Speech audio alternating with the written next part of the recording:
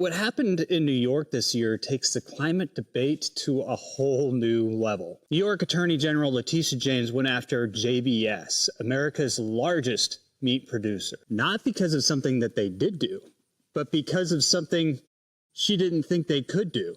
She said that JBS could factually never reach net zero because they process beef, specifically because they work with American ranchers.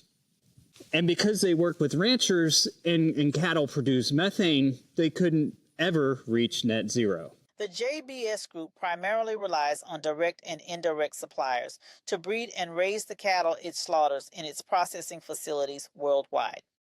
JBS was also the first major global protein company to set a net zero GHG emissions by 2040. JBS's claims that its global greenhouse gas emissions will be net zero by 2040 are unsubstantiated because its Scope 3 emissions calculations have been incomplete and have not accounted for emissions resulting from other land use changes in its supply chain.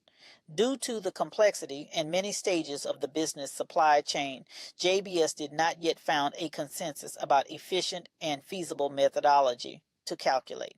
They were planning on increasing production capacity because they felt the market needed it. I think most of us tend to agree with them, right? As consumers, your beef prices are extremely high. It would be nice if they were producing a little more beef. Basically, she was claiming that JBS was making false statements because they were expanding production, and they couldn't do that and make this climate promise.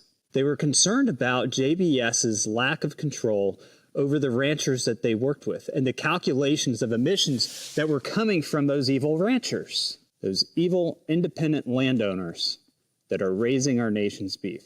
That's what they had a problem with. But here's the thing, guys, this isn't actually a consumer protection argument, is it?